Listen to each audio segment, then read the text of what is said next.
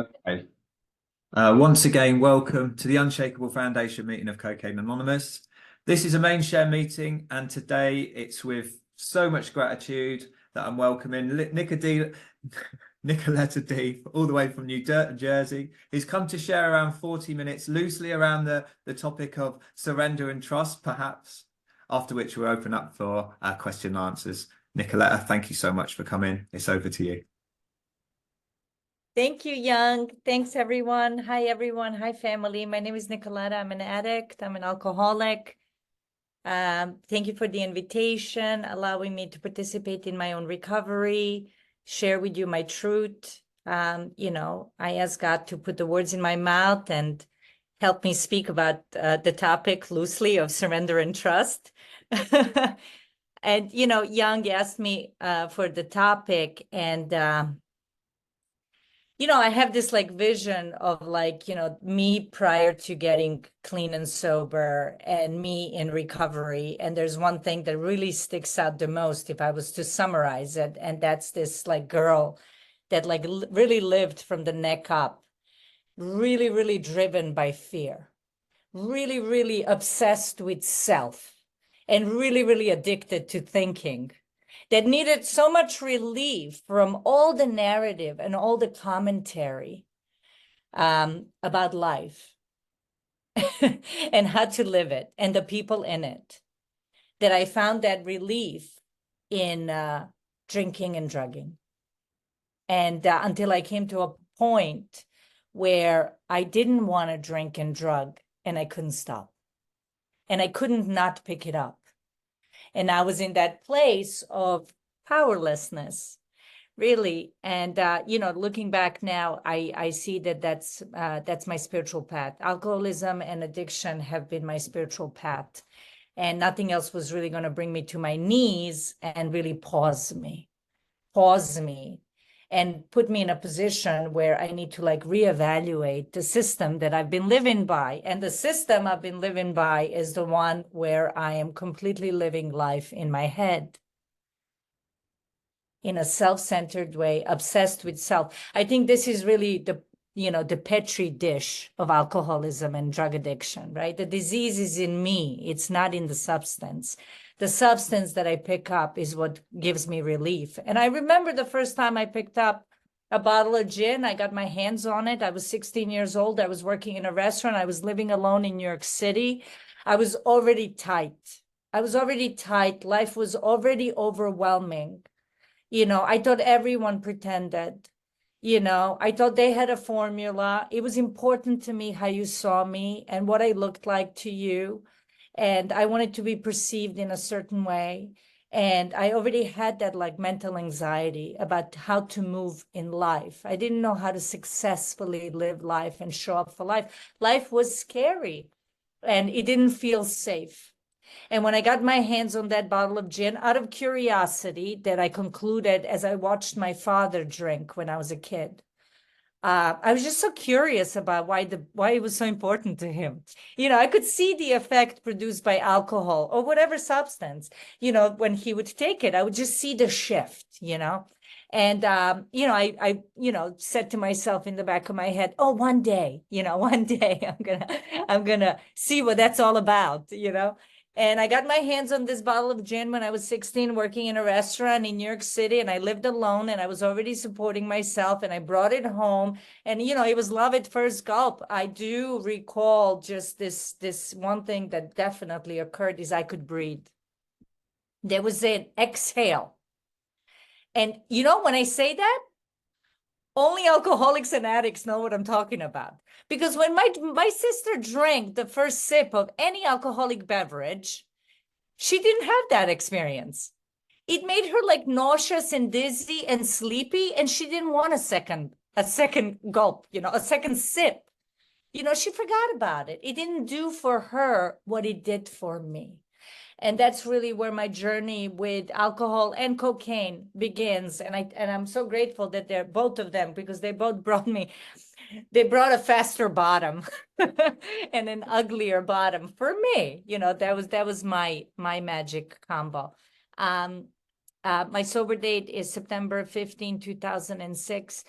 the night before, my final solution to the misery, the terror, the bewilderment, the despair, the frustration, broken promises, broken hearts, the incredible loneliness that only our kind knows about, was to end my life. This is after failed therapy attempts where I lied. I would like pay this therapist to lie to him, and then I would like sneak into his bathroom and drink, like again, everything was all about pretending what I said to others and how they saw me. And, and I just really thought that everyone did that. I was really, really, really, I really, really, really lived a mind-dominated life. And a mind-dominated life is not in surrender and does not trust. It just doesn't. It's like that they don't go together. It's just they don't mix. You can't, a mind-dominated life is always a step ahead or reflecting on something in the past. It's really never in this moment trusting whatever is unfolding. And so I on September 14, 2006, as I planned the end of my life, I had, the means, half the means, intent, all of it was already planned. I think something in me really wanted to live more than wanted to die. I actually craved life. I actually did, like something in me. Maybe I couldn't verbalize that, but I think that my most genuine, sweetest, and most honest prayer that I ever said in my life was on that night.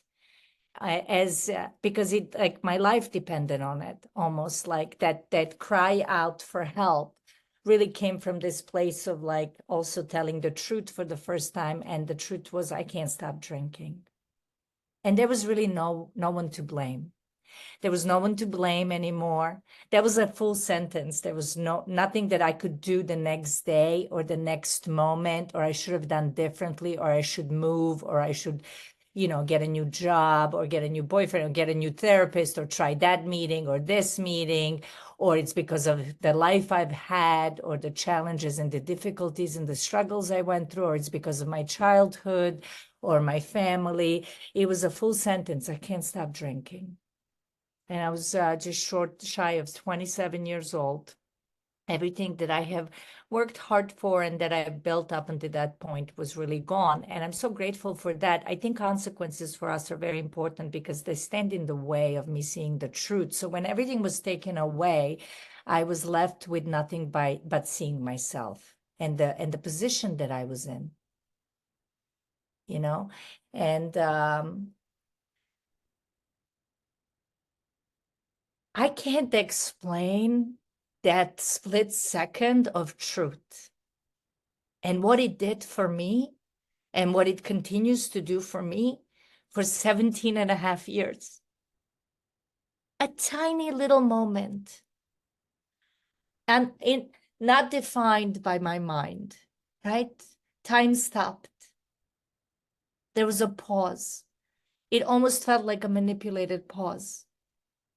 Something in me wanted to live more than it wanted to die. The mental thinking stopped. I told the truth for the first time. I can't stop drinking. I saw my predicament. I was cornered at last. Alcohol and drugs were my master. I had no place to go from that corner. I ran out of options. My mind made options and my mind made solutions. And this intuitive thought came up to ask for help. Unbelievable. I think normal people, this is like normal strategy. You're in trouble, you ask for help. Me, like 11 years later, lost everything. You know what I mean? Like, is like, like I'll borrow a quarter from my neighbor. I'll go to a New York City payphone.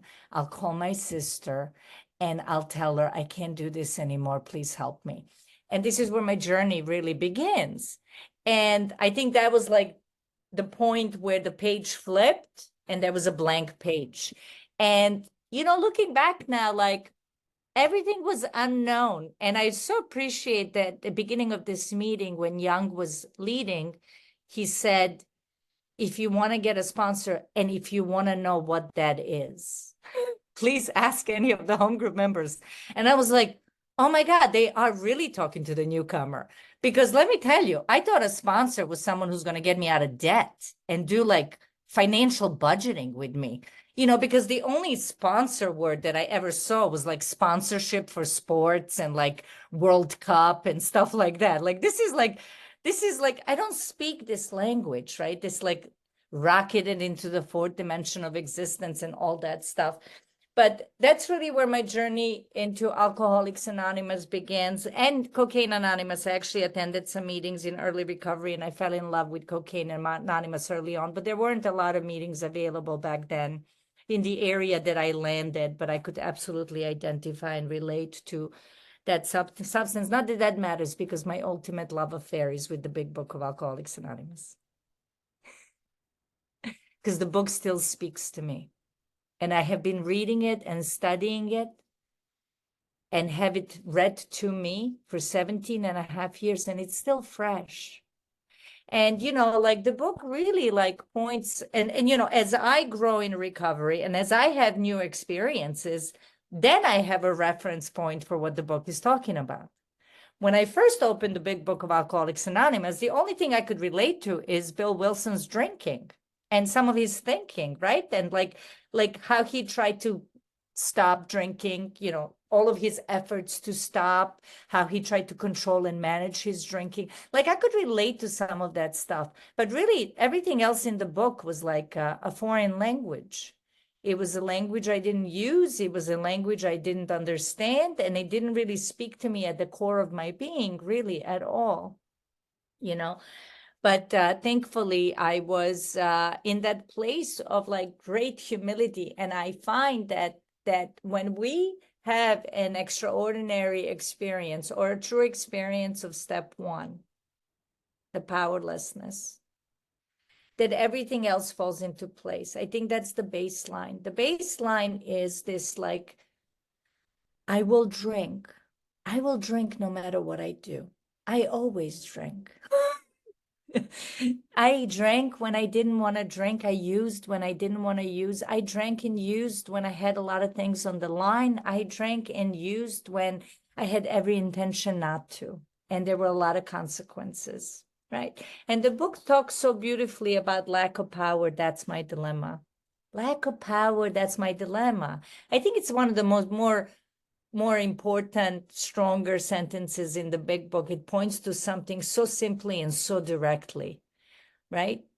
I don't have the power. I don't have the power. But where am I to find this power? And that's exactly what this book is about. And instead of giving me more information for me to download into my mind, it wants me to question everything and all the systems I have been living by. It wants me to put on the table the cards, face up, and evaluate all of my old ideas, my prejudices, my thoughts, the way I relate to the world and the people around me, the way I see myself, right? Because that's where the failed system is. And so I think for me, the journey, so to speak, to this, you know, it's coming to me now, like it is as a result of surrender that trust was able to be built. It really was. The first step was this surrender experience, was the experience of surrender, that step one experience. And from that place, I can step into the unknown. And the second step really is about stepping into the unknown. It tells me, you know, to come to believe. It doesn't tell me to come to define. Come to believe. Be open. That's where the willingness is. Allow it to be the mystery of that like child that looks up at the sky when I was a kid, and I would look up at the stars and I would be in awe. And it was like too much to take, and it would pause the mind. And I would just be like, wow, right? And it's kind of like also a step one experience like that when we have it, when we're cornered and we realize how much trouble we're in and how sick we are. Man, we are screwed. We are so screwed. let me tell you, my step one experience, I was depressed. I was like lost. I was like, oh my God, I can never drink and drug again. I get it. It's one day at a time. And we do this one day at a time. But a step one experience will also create no agenda and no reservation for the future. Because a true step one experience is the realization that I will never, ever be able to walk again. I am legless. I am legless. I am different. I am suffering from something that in my experience continuously shows up in my experience this way, right? And this is why qualifying ourselves and being qualified and relating to that in the big book is such an important step one, because it's only from that place that the willingness is born. The willingness is born out of desperation. And step one realization is a realization of desperation. I want to save my life. I want to live. I don't know how to live without it. I know I can't live with it, but I keep picking it up because that's my relief. That's the way that I meet life, right? And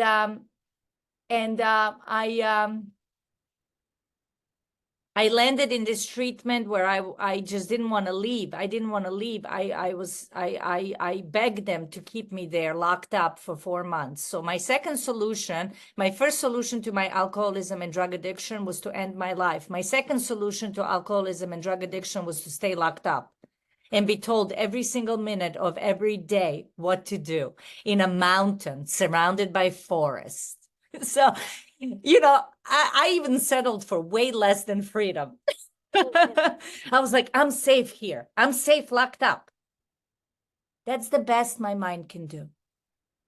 But in that space of those 4 months that I was locked up, I got introduced to Alcoholics Anonymous in the big book of Alcoholics Anonymous. And I got introduced to, and I couldn't deny that you guys were examples of a certain amount of freedom and happiness that I didn't have. I didn't have.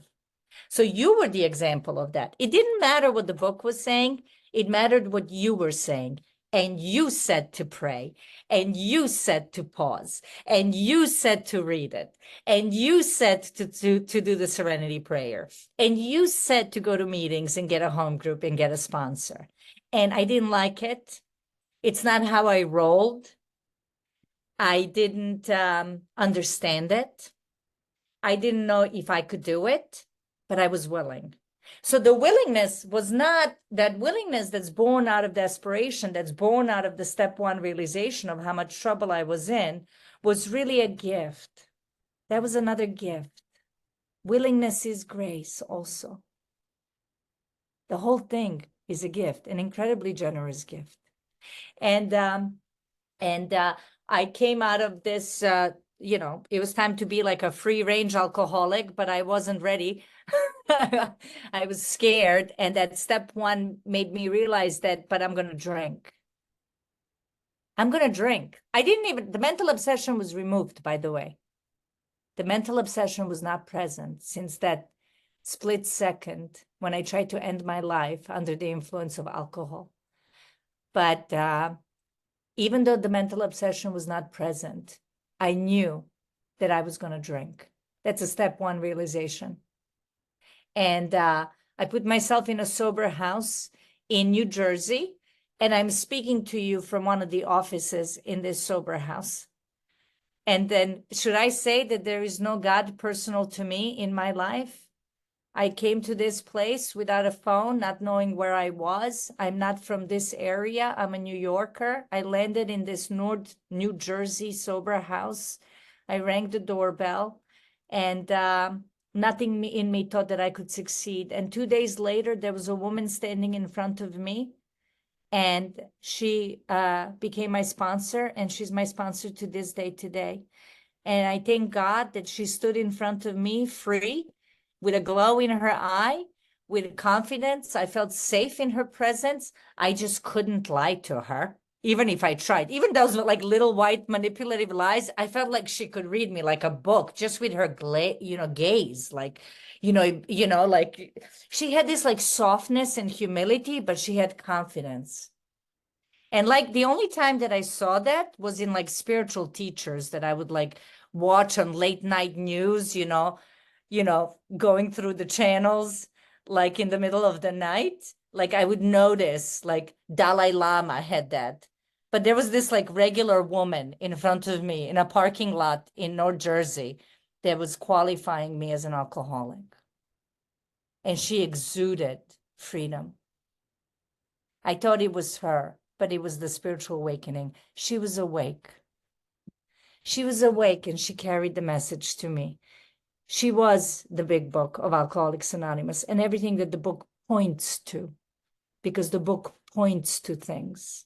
It points to things. It doesn't just say things. It points to them.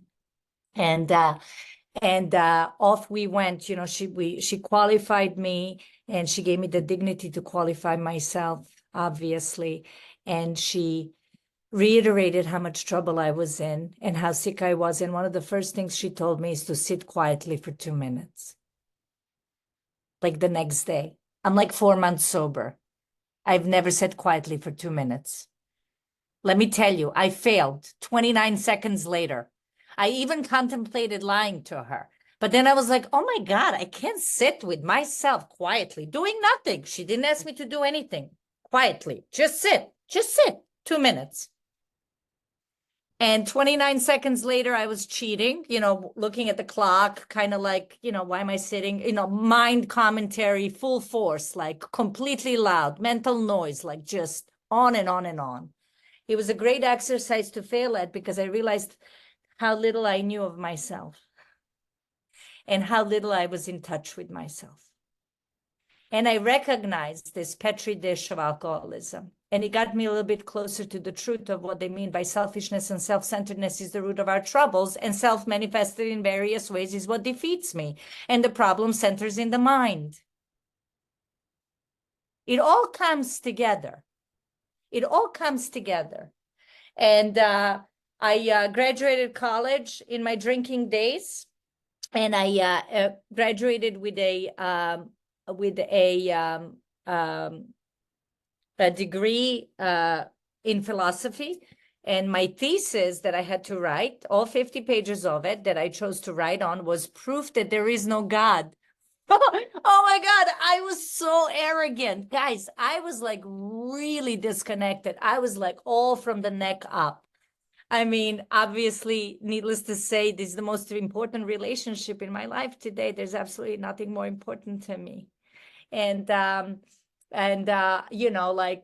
I'm just sharing with you the difference between that girl that drank and the system that she lived by and that she honored. And I worship that God of reason that the book talks about, in whose icy shadow, that intellect I stood in, shivering, right? I just didn't trust life. I didn't trust life, and I didn't live life on life's terms.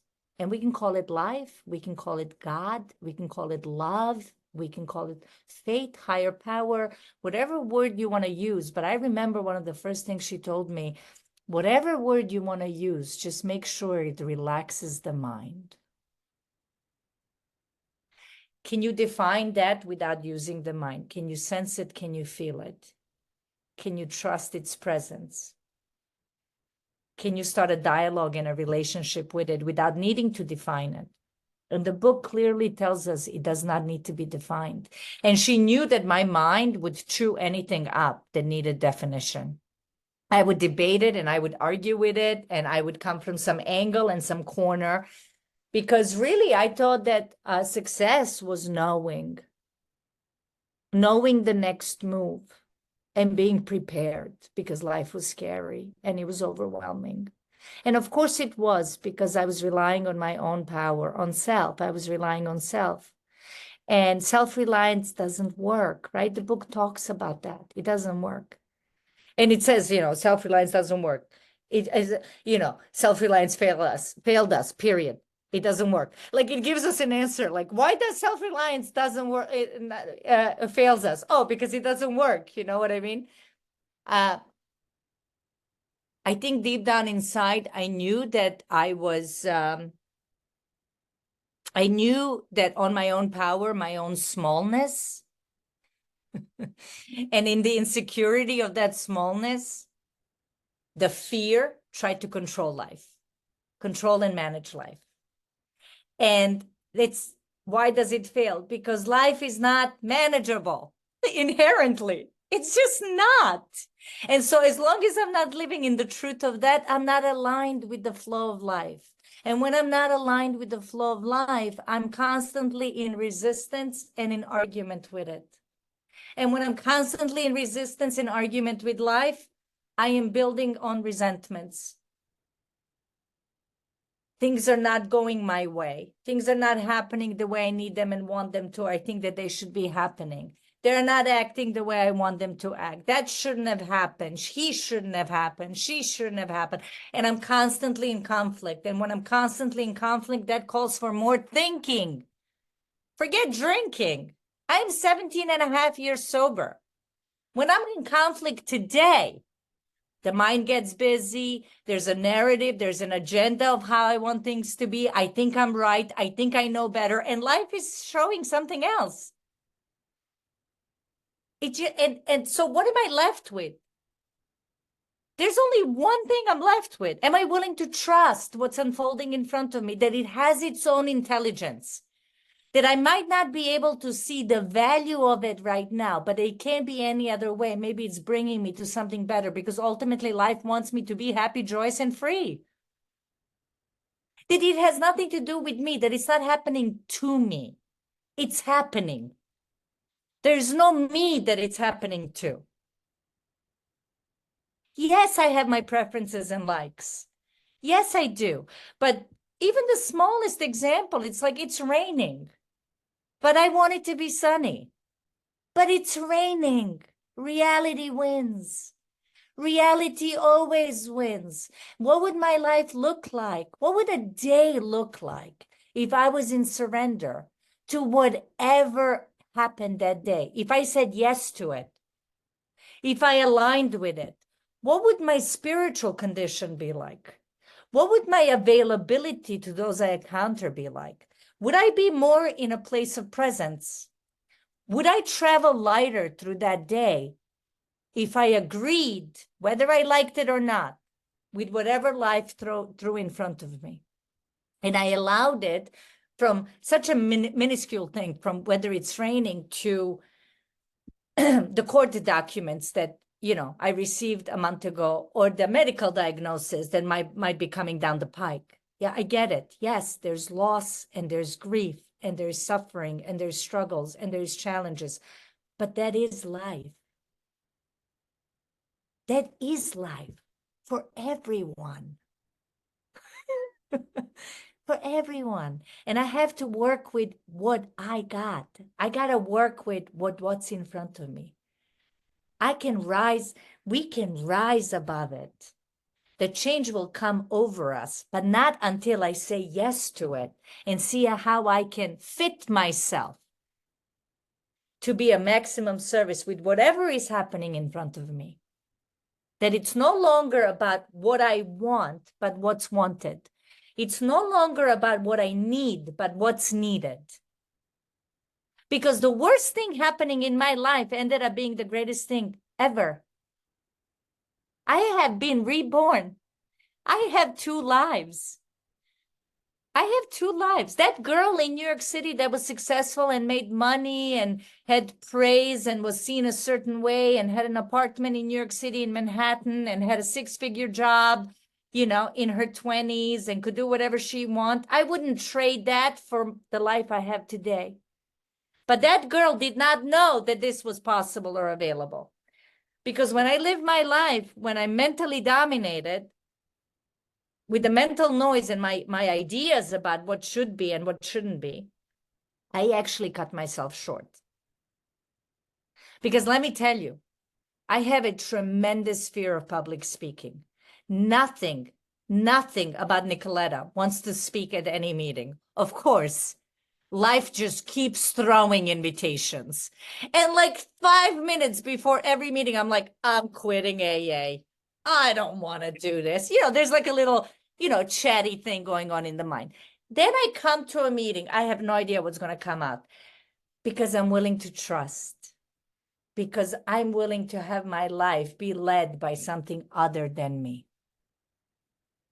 And when I put my life in the hands of God, life, higher power, universe, love, whatever you want to call it, man, my life is rich and incredibly satisfying and full of experiences that I would have cut short, that I would have shortcutted myself and shortchanged myself. It is much more colorful, and life is incredibly generous when lived from the neck down. When lived from the neck down. And, obviously I needed to, and I think the book really does that. Book speaks beautifully about this, that deep down in every man, woman, and child is the fundamental idea of God. It's there, but it's obscured by calamity and pomp and worship of other things and our stubbornness and our old ideas. I come in such an arrogant way. There's a line in the book that says, instead of being regarded as spearheads of God's ever advancing creation, we think that our human intelligence is the alpha and the omega. Like how, and then he says, how rather vain, how arrogant of us. Because deep down inside, I'm just a scared little girl, disconnected from my fellow beings, disconnected from what life has to offer, really. And so when I feel disconnected, what does the mind want to do? Control and manage. Control and manage. And that's a failed system. Control and manage is a failed system. And it comes from only one place, in my experience. I don't trust. I'm not trusting. I am not trusting. I know what it's like to live on that system. It's been a failed system for me that requires constant relief. I can't stop drinking and drugging when I'm in that system. I drive myself insane. I need relief. I need something to stop the mental noise. I need to be distracted. I want to get away from self. I want to get away from self, manifested in various ways, is what defeats me. This process of the big book and of the 12 steps has really been a questioning of all the old ideas and the ways that I've lived life, but also it has given me the greatest gift has been to question my mind, which, by the way, I didn't even know you could do. I'm like, my mind went left, I went left. My mind said right, I went right. Like nobody ever taught me I could question my mind. Nobody ever taught me. Nobody. And in the process of the 4th step inventory was the first time that I was like given an option to really deeply ask myself, is that really true? Whatever my resentments were, whatever my stories that created the fears were, is it really true? And a simple example I often give is my mind concluded that my father abandoned me. The truth is that my parents divorced and my father was an alcoholic. That's the truth. But my father abandoned me is like a lot juicier to have as a story, and I can get certain emotional responses from people that I'm saying it to, which could excuse my own drinking and drugging and could also create certain emotions for me because I believe these stories. I need to question everything. I need to tell the truth. I need to tell the truth. And I need to actually really ask myself, what does this feel rather than, how does this feel rather than what I think about it? And it's really in that process. It's in the process of the 4th and the 5th step that there was the path opened up from the neck down, and I discovered the presence in that pause. And I discovered a sense of feeling safe and protected. And I discovered curiosity rather than fear, and excitement, and a willingness, and a courage, and a desire to live, and to live allowing everything to be as it is. and for that to be my mantra, that anything is possible and nothing is guaranteed and all is allowed. And I want to keep as widely open as I possibly can, even when I don't like it. And I can have my human likes and dislikes and my preferences and difficult moments and challenges and struggles. And I find that this relationship with this power gives me great comfort and a great sense of comfort.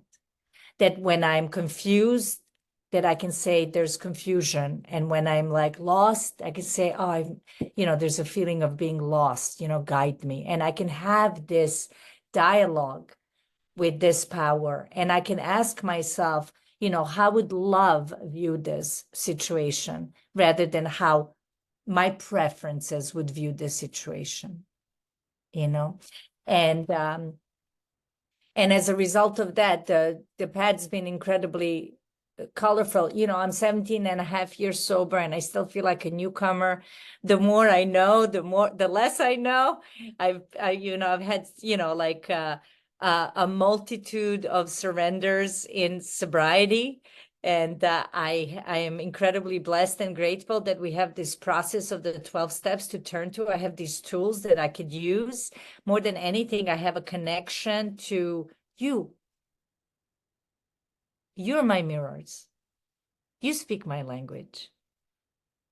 We get through this together because no spiritual journey that does not include you is really complete. This is why Bill, in a detox bed, thinks of others. The guy is like 2 hours sober and he has a white light experience. And the thought comes, an intuitive thought comes, what I would do to share this with others, how many others are suffering. It's more inclusive. The spiritual awakening becomes more inclusive. It becomes more open. That's courage. That's a broad highway. That's a broad highway, man.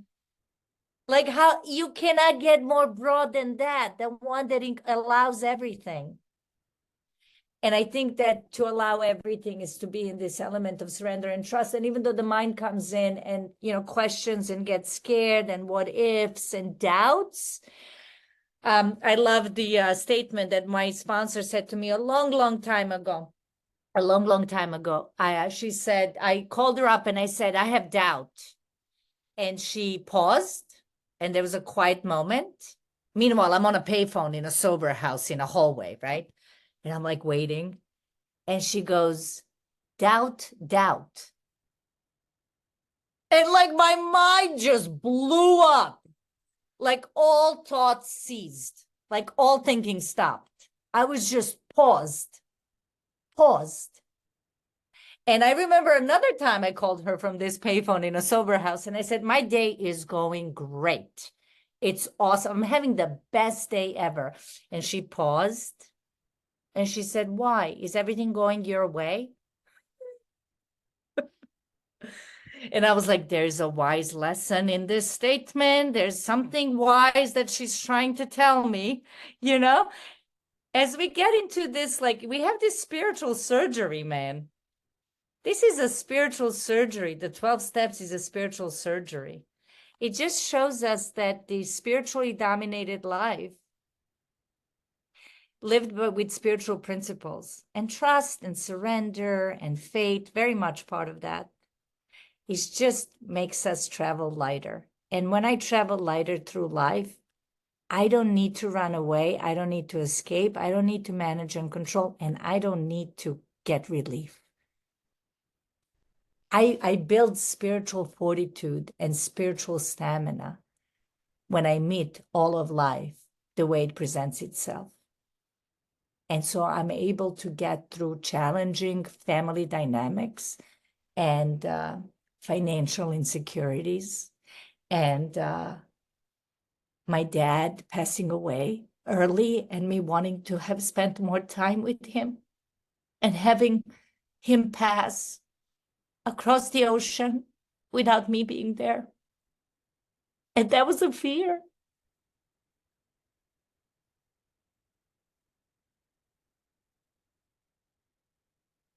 And that's okay. Like everything is allowed. I would not want to not feel everything that makes us human and everything that makes life life. Because to live life successfully is to be able to meet life. It doesn't mean that I am successful. It means that I meet life successfully. And to meet life successfully, we throw these words around all the time. Live life on God's terms or live life on life's terms. What does that mean? Tell me in your experience. It means that there's no argument. There is no argument. Because I can't win the argument anyway, by the way. It's just a more, it's actually a wiser way to live also. The shoulds and shouldn'ts and the nevers and the always and all of that. It's meeting life moment to moment to moment, unfiltered. You know? And I just find it to be a more generous way to relate to life. Because we talk a lot about in 12-step recovery, it's about relationships and how we relate to the world around us. How do we relate to ourselves and how do we relate to our loved ones, right? We inventory all this stuff. It's all connected. And did I know this at 6 months sober? No. Did I know this at 3 years sober? No. Did I know this at 7 years sober? No. It just all comes together as I continue to show up to the best of my ability and continue to be open and grateful for the willingness that still continues to be present. And all of it is present because I still know what I mean when I say I'm an alcoholic and an addict. I can't handle life on my own power. I screw things up and I know this. The mind will sell me stuff that is not true. This mind tried to convince me over and over again that I can successfully drink. I was a 26-year-old girl having seizures publicly on the streets of New York City. And the mind was like, no, you're good. You're good. You're good. No, tomorrow's going to be a better day. You know, the tomorrows never came. Life kept presenting truth to me. It was up to me to accept the truth and let that truth guide me. Right? And so I guess that's really what I mean by, I guess that's what I mean by the topic I chose, young. Thank you so much for letting me share. I love you guys. So what would you suggest, like, when we're getting kind of in self, what's the best way to kind of just be like aware or connect with that part of like, you know, how to reach that point where it's like I can say to get out of myself about my needs and my wants, but then, fall into the how to be of service. Like what would be the best way to, like, in an everyday situation, not necessarily just with like in the program being of service, but like how do I be of service in my day-to-day life, with my family, with my job, how do I remove that self? Okay. I mean, I think I would say that an open heart is a service heart, right? The spiritual heart and an open heart is a service heart. So I would say, it's important for the present moment to dictate the next moment, not me to dictate the next moment. So, like, I think that the assumption is that we've had an experience with the 12 steps. So the assumption is that I've gotten connected to the depth of my being and I can be led intuitively, right? As whatever comes up. But I would say that in general, our gratitude that we have for our life being saved and for being given this generous, precious gift of 12 steps, that in itself is honored by me being of service. That in itself. It's not that I want to serve. The self doesn't want to serve. But like we are moved to be of service naturally, right? The heart wants to serve and it wants to connect. Yeah. Lovely. Thank you. Thank you for your question. Next up with your question, Robbie, please come on in. Hi everyone, Robbie, recovering alcoholic. Thanks, Nikoleta, for your share. I love that. I like all of your analogies. I took quite a few of those down, like so the spiritual surgery, and that's you know what my question is about. But also about thinking from the neck up, because I've been so much like that, and I'm still like that. And I've just started my step 4 now, so I like that you said, you know, the path open from the neck down. My question is, you said something about the petri dish of sobriety or something, and I mean that spoke to me, because I feel like since I stopped drinking is when I mentally started to get much worse, and that's what I'm trying to address. So just what did you mean by the petri dish? Just if you could go over that again, thanks. Sure. The problem centers in the mind, and my obsession with self, my self-centeredness, my constant mental noise in the head that I listen to and trust and believe, I think is the core root of alcoholism. I think it's our addiction to thinking, which disconnects me from what's happening in front of me, from others, and from life, because I constantly live in the narrative in my head. I'm constantly narrating the experience of life, commenting. There's a constant commentary, you know. I could be commenting about this meeting, what I see on these things, you know, things like that, or I could just be here. And I think the practice is the pause that step 11 and 10 talk about, and just the constant, like, just pause, pay attention to your breath, get still, get quiet, sit quietly for a minute every day, 30 seconds, 45 seconds, 1 minute, 2 minutes, just sit, just be. I think these are important tools and practices in recovery that when we do consistently and with some discipline, we make ourselves available to them. They're a game changer. Lovely. Thank you. Thank you for your question, Robbie. Next up, come on in, Matt. What's your question, my friend? Hi there. Yeah, there's a lot of stuff that you've mentioned that's been really important to me. Some of the stuff I'm not sure if everyone wants to hear it, but it's quite intense. My first sponsor died basically because he relapsed, which was pretty intense. And the last thing that he said to me was about surrender, which you just mentioned in this talk. And he made sure that I had properly surrendered. I hadn't surrendered properly at this point, and this was 7 years ago. And I'm just going back through with my my current sponsor. I'm going through step 4, which is something that Robbie, you might want to listen to. Step 50, pages 52 and 53. So for most common symptoms of emotional insecurity are worry, anger, self-depression, self-pity, and depression. We ought to consider carefully all personal relationships, because these are really important. So this was my sponsor. I've known this guy for about 14 years beforehand.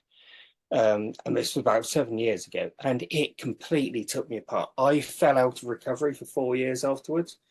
So it's really important to look at how you deal with these situations. It was powerful. Got a question, Matt, please. So You have a question? Hello. You have a question for Nikoleta? Yeah, wicked. Go in. I'm happy to answer questions. No, not. Have you got a question for Nikoleta? It's a question and answer session. Okay. Rach, we're just going on because of lack of time. That's all. Rach, what's your question, please? Thank you. Thank you, Young. Hello, everyone. I'm Rach. I'm a very grateful, recovered addict. Nikoleta, you just blow my mind every time you speak. The energy, passion, the serenity. You've turned into your sponsor. You are that woman who has the aura, the demeanor.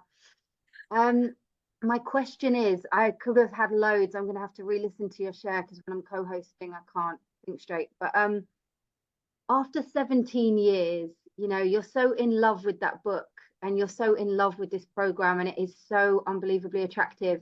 What do you do to keep your recovery like, you know, like this? How do you keep yourself like this in recovery? Thanks. Sponsoring nonstop since I had 9 months sober. All the time, every week, intensely, rigorously, reading the book to the women that ask me to work with them and making myself available to service consistently. I'm just really grateful for that. It's been the biggest teaching and the biggest inspiration and the biggest reflective mirror of everything I needed to proceed.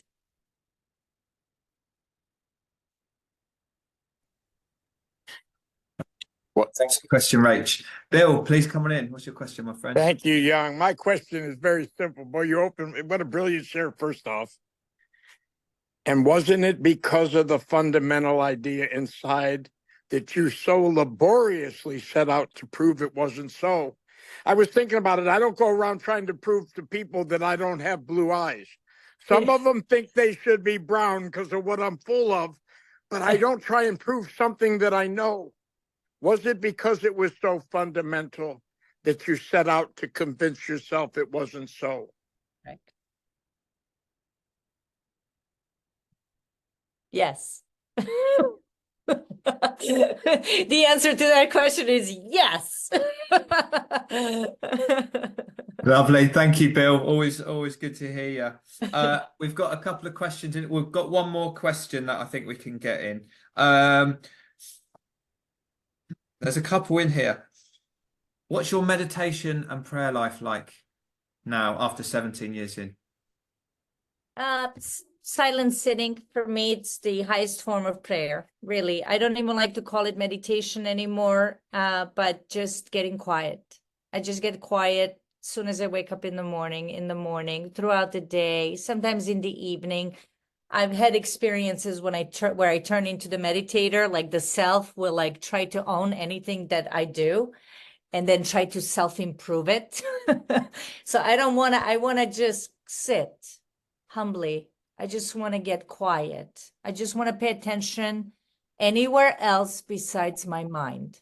I want to give attention and intention anywhere from the neck down. Scan the body, pay attention to the breath, listen to the heartbeat, feel my knee, feel my feet on the ground. 1 minute, 2 minutes, 20 minutes, 1 hour, go on retreats, go on meditation retreats, go chanting, go floating, go singing, light incense. There's a spiritual marketplace. I'm always open and I'm always up for it.